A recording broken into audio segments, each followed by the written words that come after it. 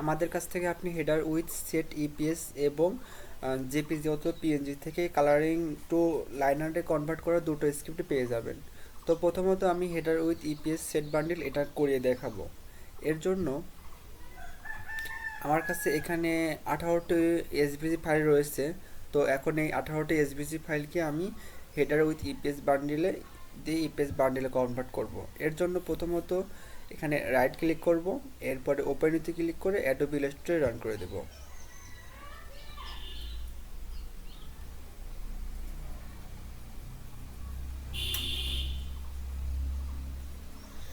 এরপর এরকম একটি পপ আপ আসবে। আসার পরে যেখানে আমার এসভিজি অথবা এআই ফাইলগুলো থাকবে সেই ফোল্ডারটি সিলেক্ট করে দেব।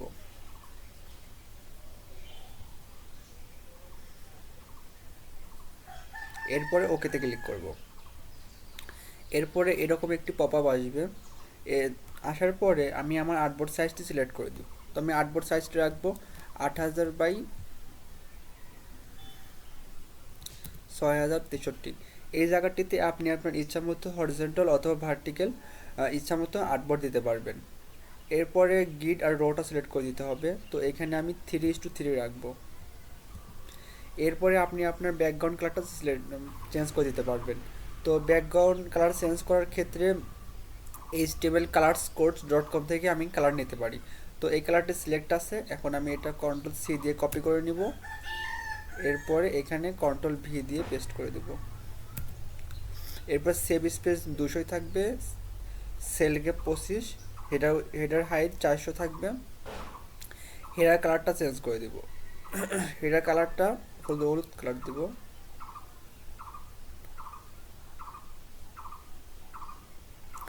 কন্ট্রোল সি দিয়ে কপি করে নেব। এরপরে এই জায়গাটিতে কন্ট্রোল ভি দিয়ে পেস্ট করে দেব।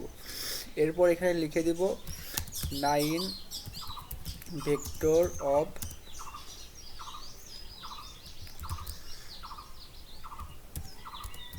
বয় এক্সপ্রেশন।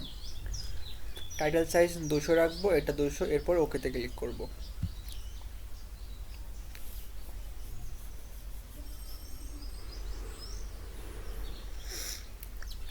এখন অটোমেটিক্যালি আমার এসভিজি ফাইলগুলোর উপরে একটি হেডার যোগ হয়ে এটা বান্ডেল আকারে আসবে। আর এই ফাইলগুলো ফ্রিপিক, শাটারস্টক, অ্যাডোবি স্টকের সকল সাইটে কাজ করবে।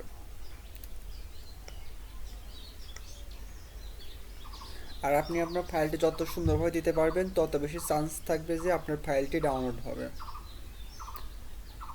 ফাইলটি যত মকআপ করে দিতে পারবেন তত বেশি ডাউনলোড হবে।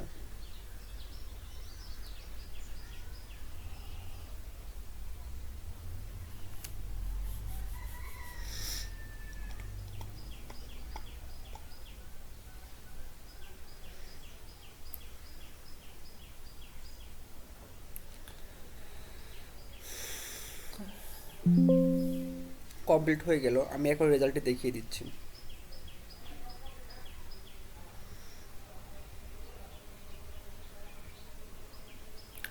এইখানে আমার এআই ফাইলটা আসবে আর এখানে জেপিজি এবং ইপিএস ফাইলটা আসবে।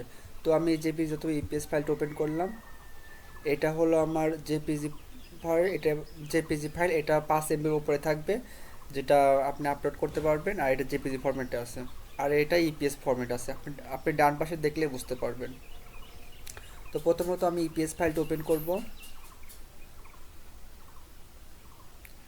কন্ট্রোল জিরোতে ক্লিক করব, কন্ট্রোল মাইনাস। এরপরে ফাইলগুলো এরকমভাবে আসবে। আমি একটু এডিট করে, আর এইটা একটা রেক্টেঙ্গেল পেয়ে যাবেন, যেটার কারণে শাটারস্টকে ফাইল আপলোড করতে কোনো সমস্যা হবে না। আমি একটি ফাইল কাস্টমাইজ করে দেখিয়ে দিচ্ছি।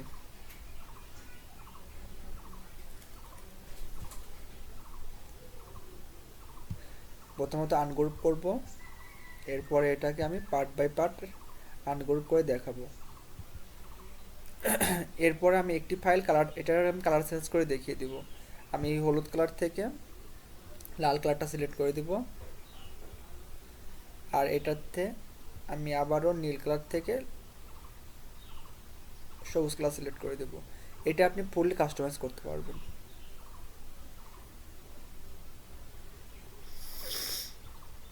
আমি আরেকটা ফাইল ওপেন করে দেখাই দিচ্ছি।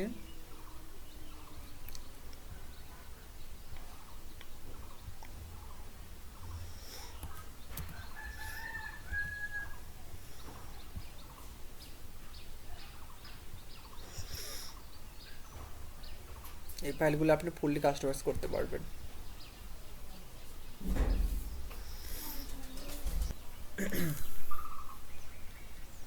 এখন আমি জেপিজি অথবা পিএনজি থেকে লাইনার্টে কনভার্ট করে দেখাবো। এইগুলো আমার জেপিজি ফাইল, এই ফাইলগুলো এখন এই ফাইলগুলোকে এখন আমি লাইনার্টে কনভার্ট করব। এর জন্য প্রথমত এখানে রাইট ক্লিক করব, এরপর ওপেনেতে ক্লিক করে অ্যাডোবি ইলাস্ট্রেটর রান করে দেব। এরপরে আমার যেখানে জেপিজি অথবা পিএনজি ফাইলগুলো আছে সেই ফোল্ডারটা সিলেক্ট করে দেব। এরপর ওকেতে ক্লিক করব, এরপরে যেখানে সেভ করতে চাচ্ছি সেই ফোল্ডারটা সিলেক্ট করে দেব।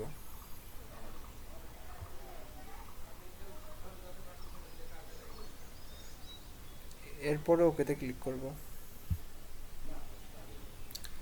এরপরে যেহেতু এগুলো আমি বান্ডিল করব তাই জন্য এগুলো ডাইমেনশন রাখবো 1024। এখন অটোমেটিক্যালি আমার জেপিজি অথবা পিএনজি ফাইলগুলোকে লাইনার্টে কনভার্ট করে দেবে।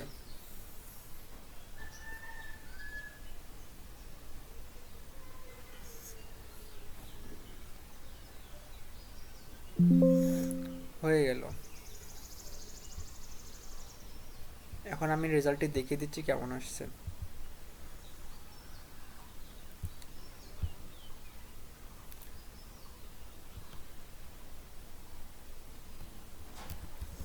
এইগুলো এভাবে আসবে, আর এর নিচে একটা রেক্টেঙ্গেল থাকবে যার কারণে শাটারস্টকে ফাইল আপলোড করতে কোনো সমস্যা হবে না। এখন আমি এই এসভিজি ফাইলগুলোকে